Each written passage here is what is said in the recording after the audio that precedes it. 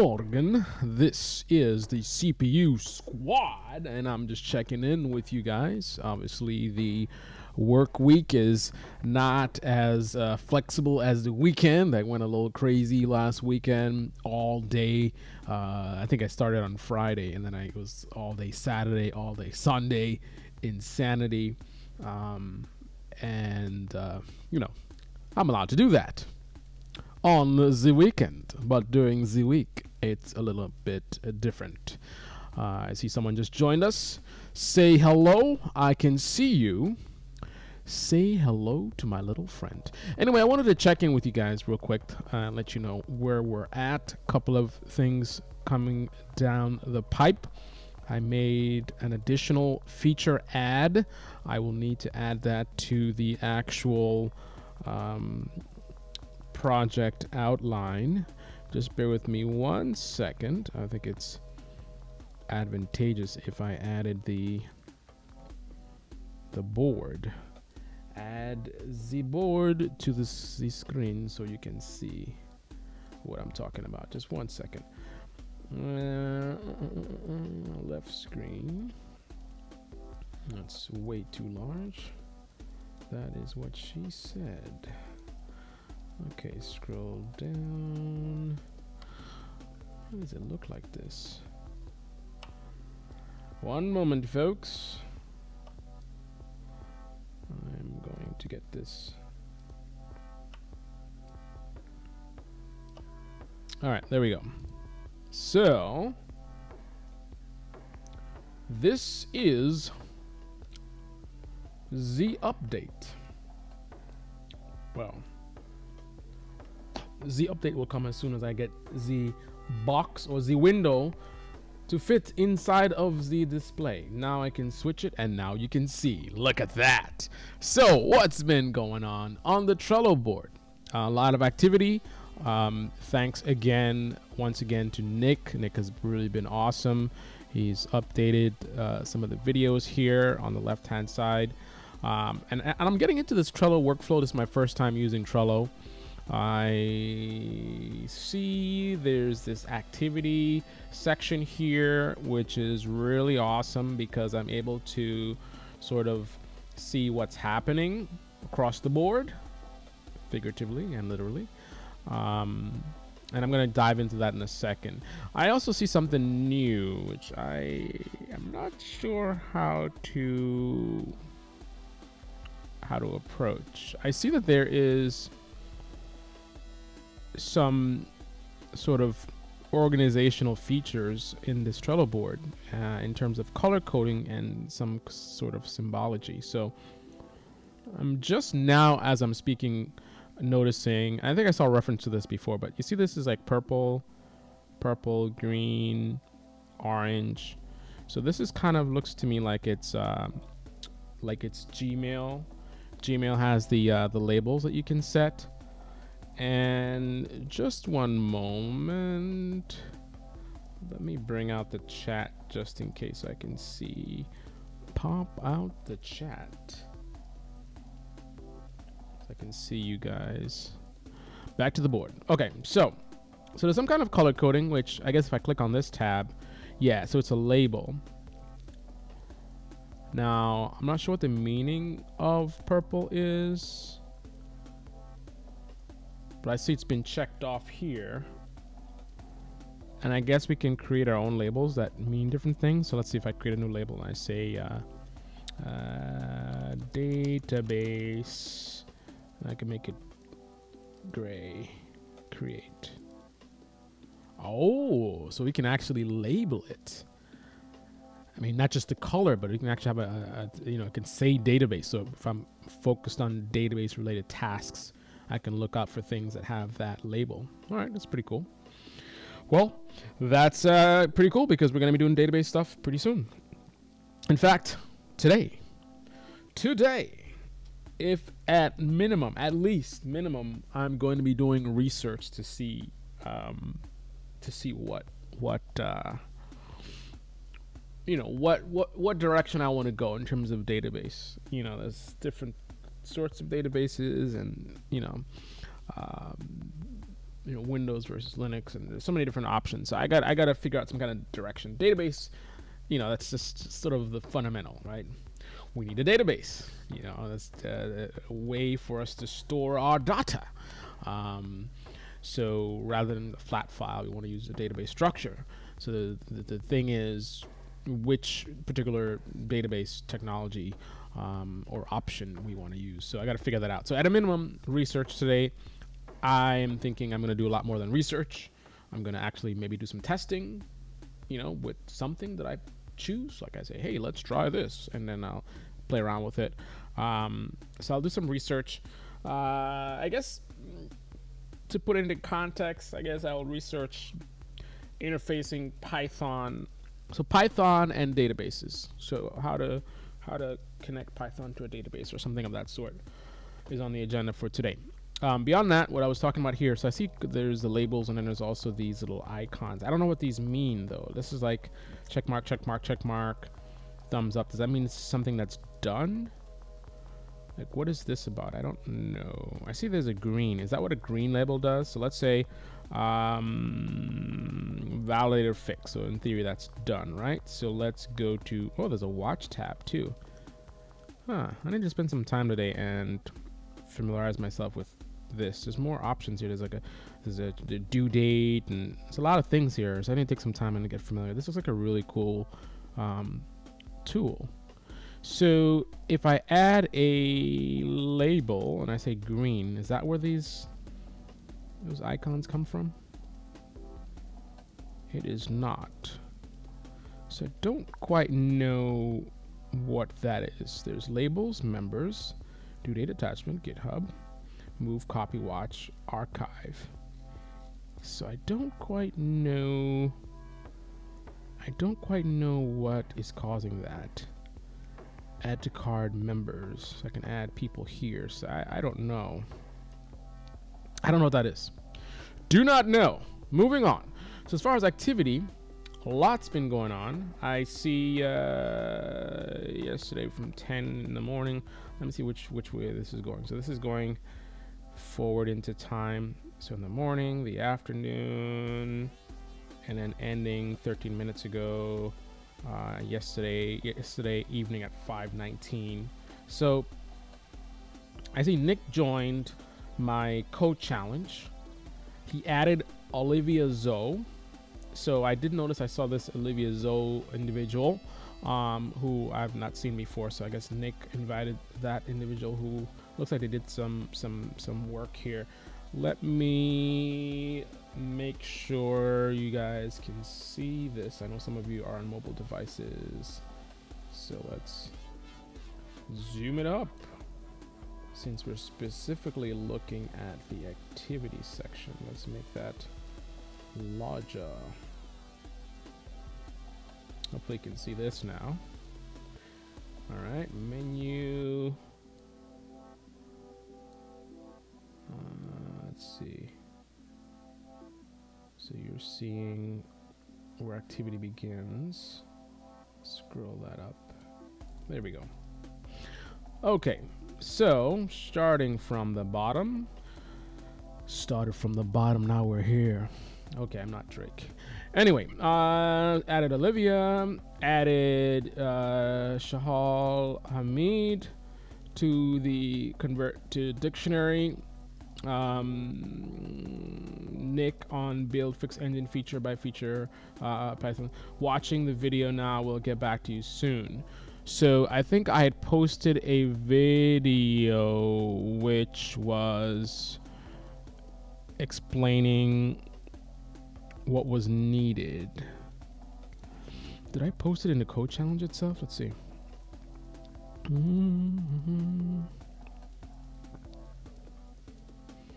I do not see it there. Okay, so I don't think necessarily he was watching a video from here. He just saw the video that I posted on the channel, which probably was going into detail about this requirements for this. So cool. Get back to you soon. And then Nick says solution. So he added a solution and he added Lunar Watcher. So there's this collab research.google. Nick has a lot of really cool resources that he's introducing me to, which I suppose I should do a video about to share this with a wider audience as well, in terms of you know, demonstrating these tools to others who can benefit from them as well, right? Share the information. That's what it's all about. So this collab.research.google is, not sure what the deal is with that exactly, but what I do know is when I go to that link, I can see it's like a Google Doc type of deal, but better than that, it's almost like a Notepad++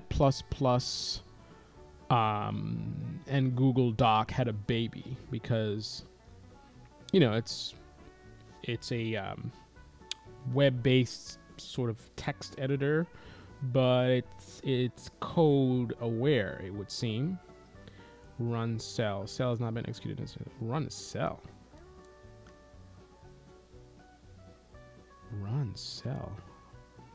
So I'm not sure what that would mean in this context. Can it actually run code somehow? That's a little strange. I'm not sure about that. Run cell. So anyway, so here's the solution that Nick came up with. So I gotta test this today. I'm not sure exactly how to plug this into the existing code, but problematic input needs to be solved. So I need to take a look at that. I'm gonna take a look at that when I'm on the go today. I'll be leaving shortly. Why does it look like this menu is more squeezed up than it was before? I don't know if it was like this before. It seems like it's kind of really narrow, sort of it's shoved in the corner here. I don't know, maybe that's in my head. So anyway, so that's another resource, and it looks like that's fixed. Nick enabled GitHub PowerUp. I'm not sure what that does. Completed change from array to dictionary. Carl is stuck. Help if you can. Nick on build fix engine feature. Blah, blah, blah. So he says done. Collab research, code challenge. So he attached the document that I just showed you. He added Giphy.com examples, flowcharts to other stuff random. What's that about? Giphy.com examples, flowcharts. What is that? I see a title, but why is it not a hyperlink?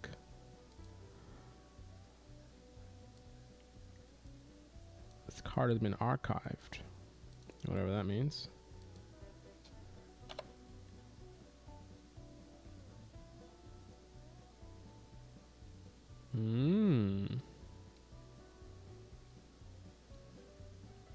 Oh, okay. So I think he's showing us a way that we can do fixed flowcharts, which is something that I said that I was going to do because people need to understand, you know, what we're building here, right? I'm the one that has the knowledge. So I need to share that with the team so that everyone can be on the same page. So there you have it. That's our flowchart solution. Awesome. Nick is a beast. That's interesting. I feel like this just... I think I'm losing my mind here. I could swear it just got wider a second ago. Anyway, archive. Nice. I'll take a further look today. Does this turn into an actual list? So I asked a question about it. Olivia Zo replied.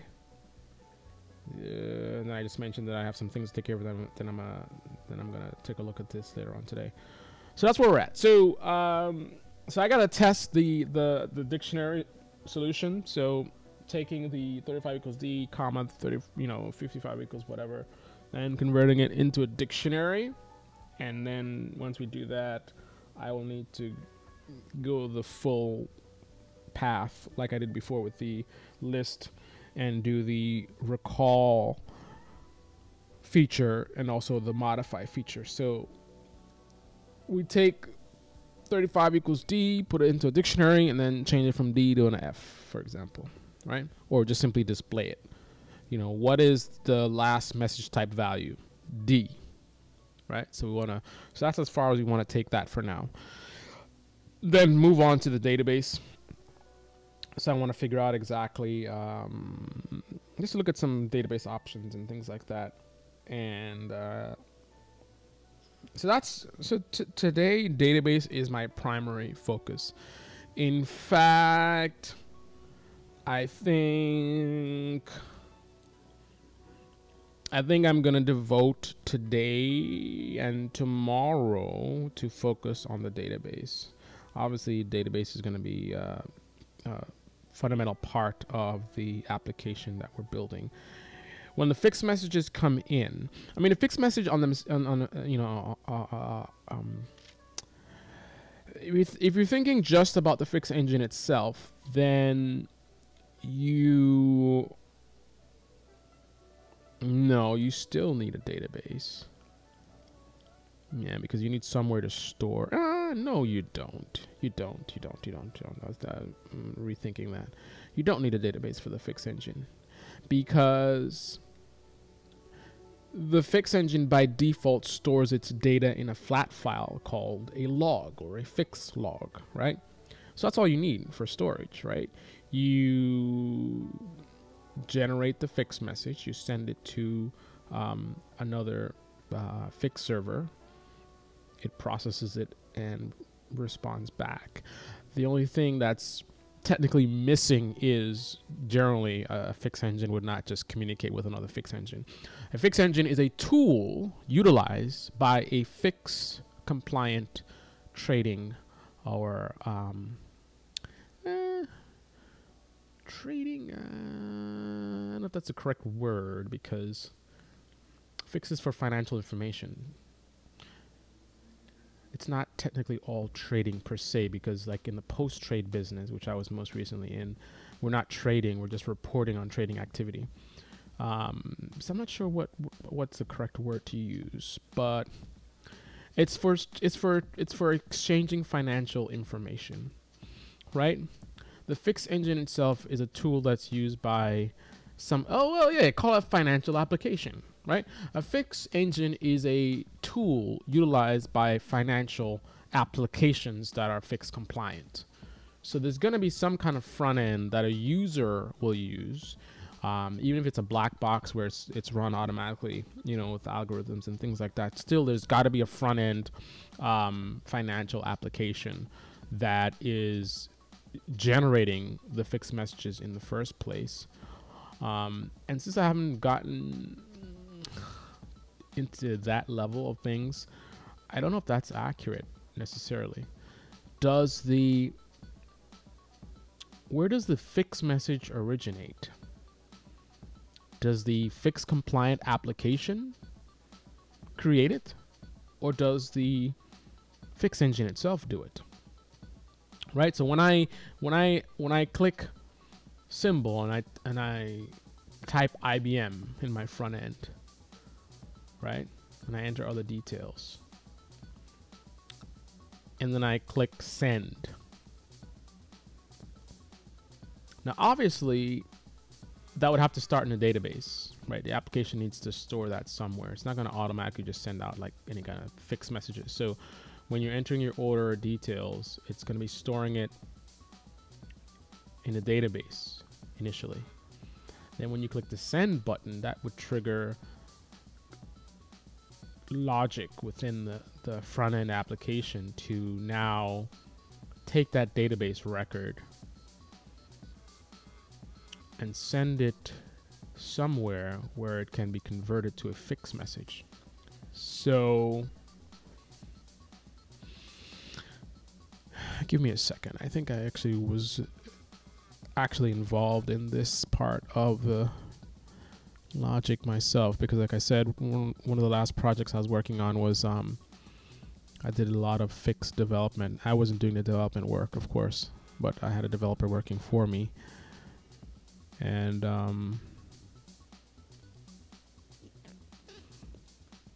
I would look through the code in GitLab and things like that. So I have knowledge of what was being done.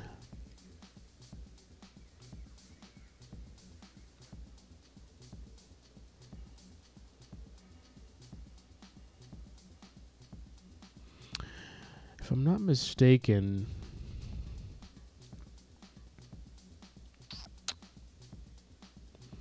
I believe the Fix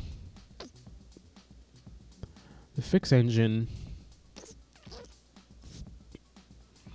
it's a little ambiguous where the Fix engine begins and ends. There's a Fix engine that is exchanging messages, right? But then there's other logic as well, which I'm not sure if that's part of the engine itself or not. But somewhere in there, between the front end and the Fix engine, there is the logic, regardless of where this logic belongs, like whether it's the Fix engine or it's part of the application or anything. There is logic that will convert the database records into Fix format. I need to do some research on that.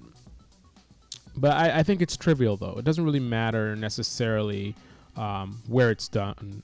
More so, it matters that it's done, right? So we know that one of the tasks that we're going to have is we need to be able to take database records and convert them into Fix messages, which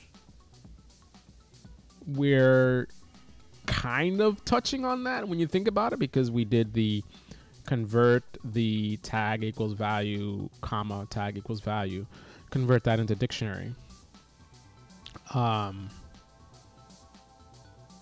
From that, we can easily generate Fix messages. So obviously, we're going to need to spend some time and think through this, what our approach is going to be.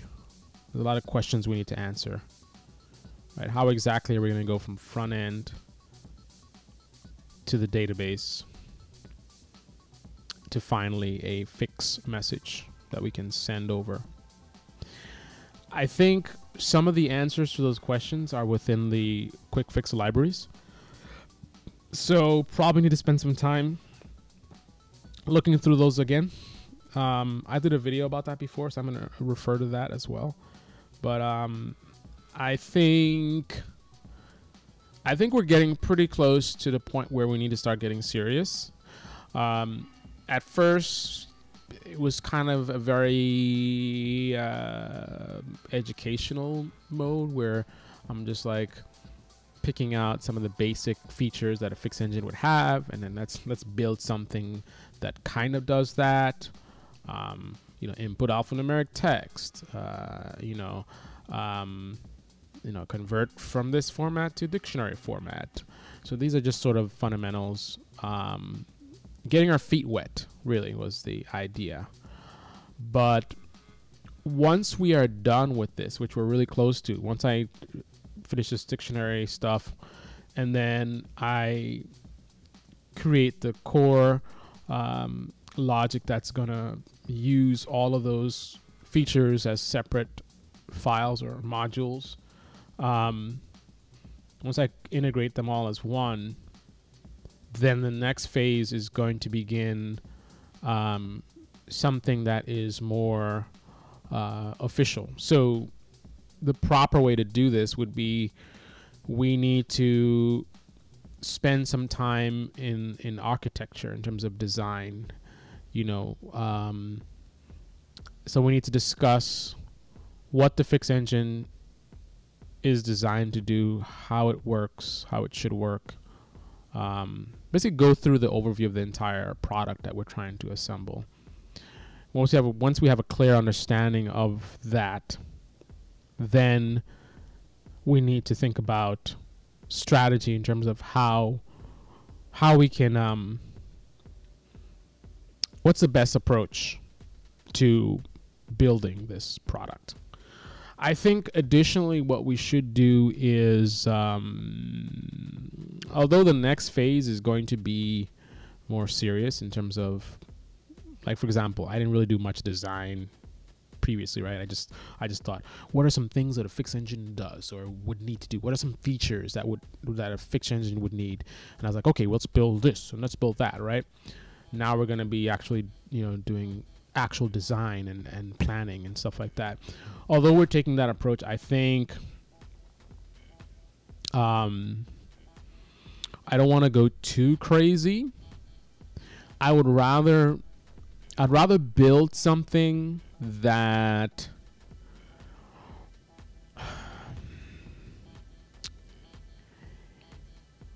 is not necessarily, I'd rather build something crude, right? That you may look at it as sort of held together by bubblegum and popsicle sticks, but technically it does what we wanted it to do. So, mission complete. I'd rather do that and get that done quickly. So we actually go through the entire process of designing this thing and building all the components and actually getting it to work, whether it's from a simulation standpoint, which is the first wave is simulator, final wave will be the actual deal. I'd rather do that so that we can actually get it done, because I think it's very beneficial to get to that phase where complete, just like how we did the initial, we're about to complete the initial phase, just those simple features. I'd rather get to that point, because to get to that point, there's so much things that we're going to have to learn and figure out. And the knowledge that we gain from that, I think, would be very powerful. And then the next phase would be sort of like, imagine we're in school, right? As you go along, things get harder and more complex and you dive deeper. So the initial engine, the actual engine, or simulator rather, is not the best. It's kind of crude, but it works, kind of, right? Then for the next chapter, we actually take what we built and make it better. And that in itself is an education in itself, to look at something that you built, look at what's wrong with it, and think about how you can do it better, and use the existing application as a sort of a guide for the next one, right? And then the next one being, take it as far as we can. So that's the one where however long it takes, we just keep working on it and working on it and working on it and working on it, and go as far as we can with it, I think. So I think that's it for now. So database is a priority for today. I'm going to try to find some time to also look at the quick fix libraries to see what they got going on. And then I see a video added to the Trello board. Gotta love it. The video that I'm doing right now just magically popped up on the Trello board. With the little puppy dog there. How come it doesn't say? It doesn't say. Does it show up in activity? Let me see. Activity. Where's activity? There we go. Oh, there you go. Nick. Nick is at it again. 3 minutes ago. Oh wow, I didn't even see all of this. 35 minutes ago, Pix protocol. 4 minutes ago, added development of a fixed engine to resources. Huh. What did he find?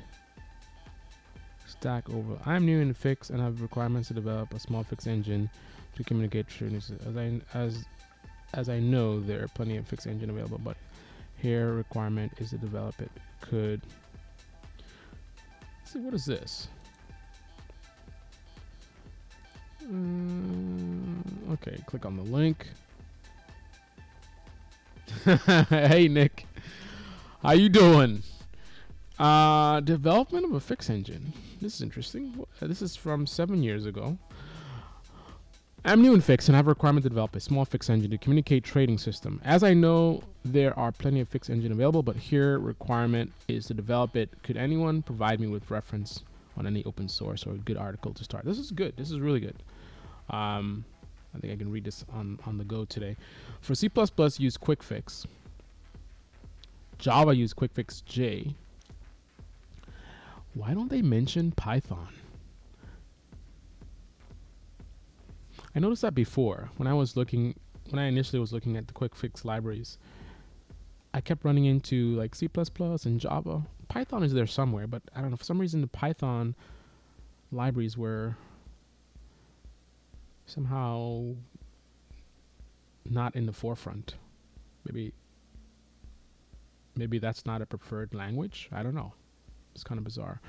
Both libraries, Quick Fix, have same nomenclature as mentioned in Quick and okay. So he's just giving some to refer fixed message constructions. What's this? Fixed message constructions. All right, let me 404. Oh no. He's linking, well, this is from 7 years ago. He linked to a page that is no longer there. Let me zoom this thing out so you guys can see what's going on. And then I gotta get going. I'm so behind. So behind. They recommend to use Quick Fix J, VersaFix all those years ago. I don't know how things have changed since then. Yeah. Developing a Fix engine is not easy. Oh, remember I think I was telling you guys, my developer was telling me that he was just discouraging me about doing this. But like I said, I don't care if we can't do it or it takes too long. I am more so interested in the knowledge we can gain from trying than I am from the, being able to say we did it.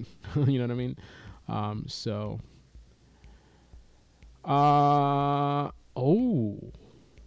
This is interesting. So this person is an interesting perspective because on the bottom he says, I am one of the developers of CoralFix. So this guy should know what he's talking about. It's not that easy, especially if you will be dealing with the fix session level details yourself. Synchronizing sequences through resend requests, gap fill, sequence reset is not easy, and it would be nice if you can just use a fix engine that's already doing that for you. Another problem with fix protocols is repeating groups. It is not easy to parse them quickly as it requires recursion or alternatively a complex iterative implementation. I can personally attest that we definitely ran into some issues with repeating groups. That was one of the thorns in my side, shall we say.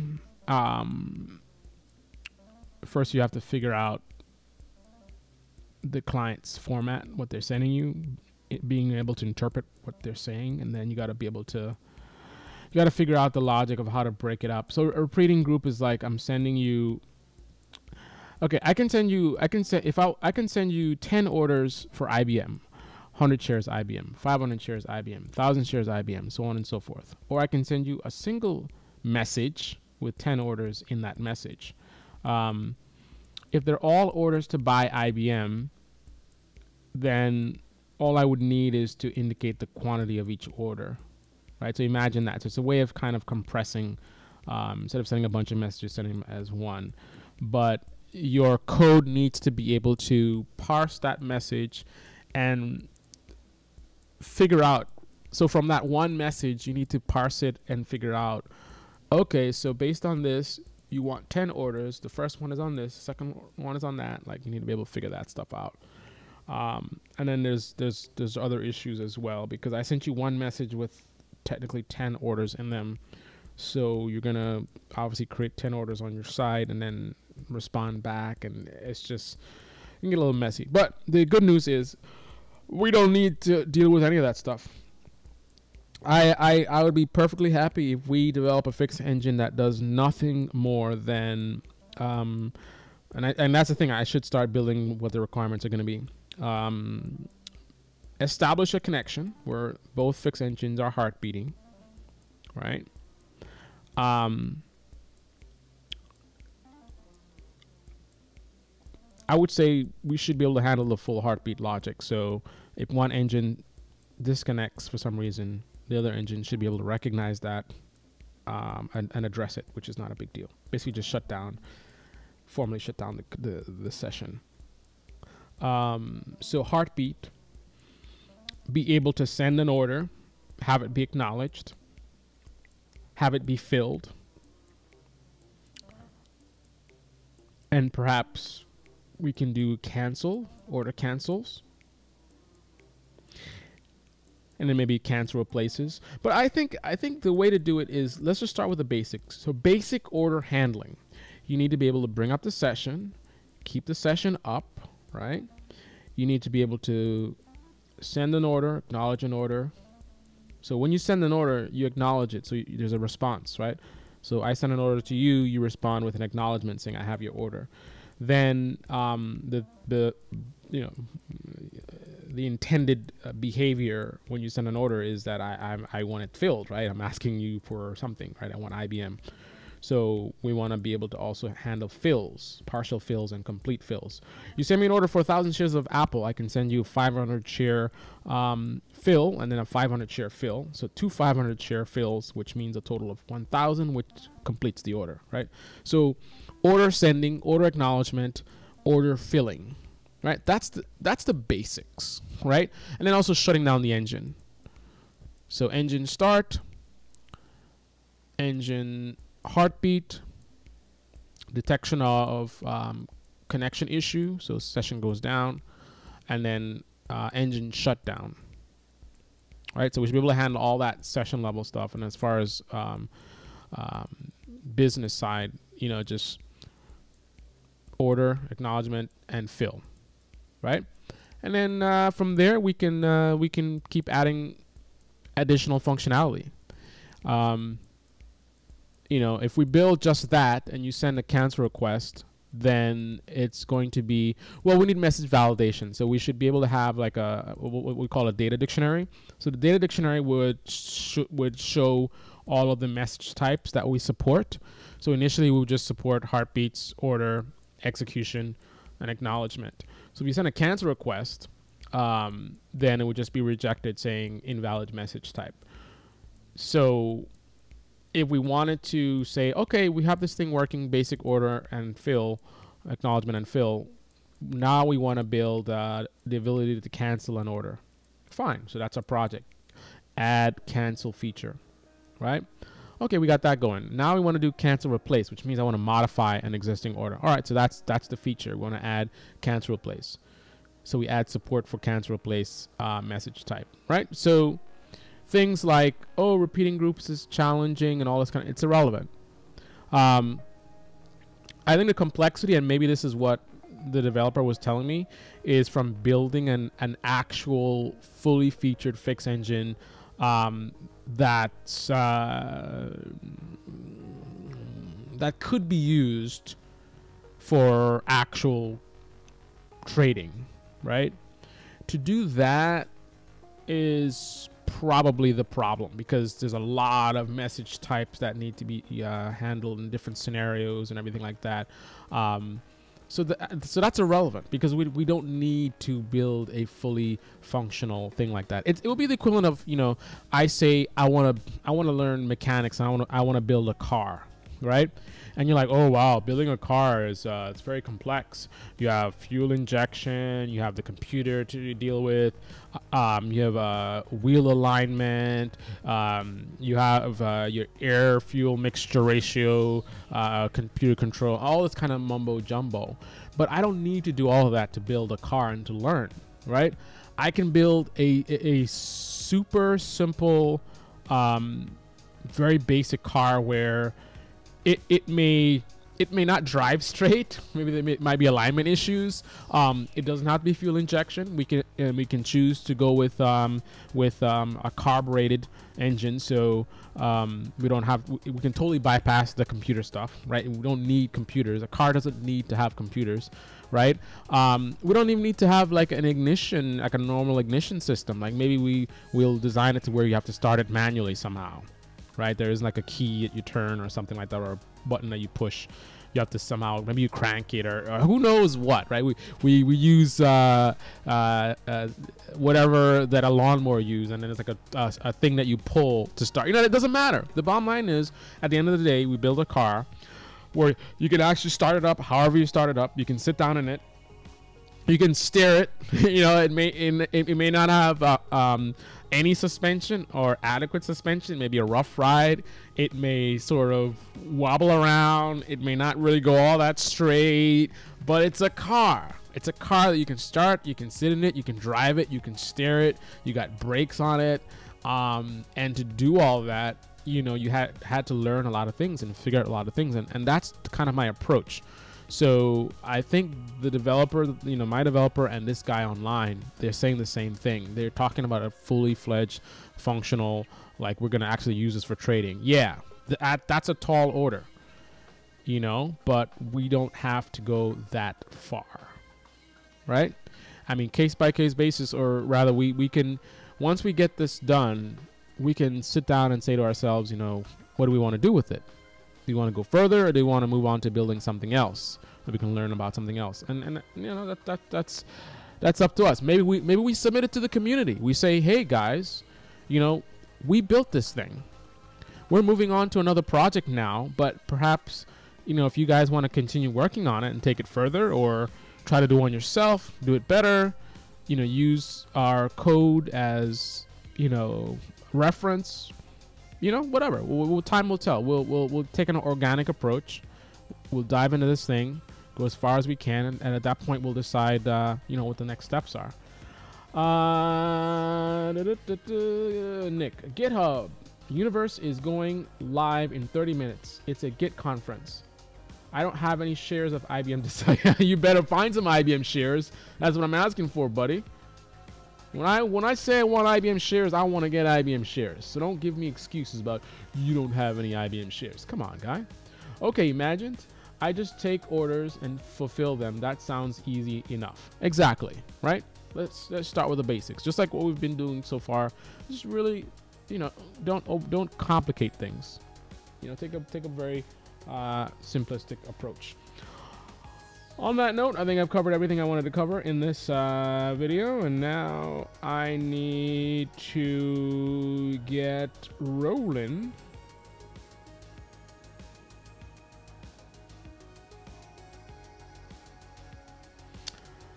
Thank you for joining in, and we'll be checking in later on today and let you guys know what I find out with the database stuff, which is the priority for today and tomorrow. And perhaps if I have time, I will look into the libraries, and I think I will start designing the requirements for the next phase. Right now we're doing very, very rudimentary, you know, I think a 7 feature build right now, but for the next phase we're going to be a little bit more serious in terms of design and all that kind of stuff. So I'm going to start building the requirements for that and start thinking towards doing a presentation for you guys to let you guys know you know, what we're building, how it's supposed to work, and you know, get us on the right track. All right, Nick and everyone else, I'm signing off. Thank you for joining, and thank you everyone for the support. This is an awesome project. I'm really excited about it, and glad that you guys can be here with me on this awesome journey. And until next time, this is the CPU Squad. Enjoy your day. Where is my music? I'm supposed to crank up the music just when I say CPU Squad. CPU Squad. There we go.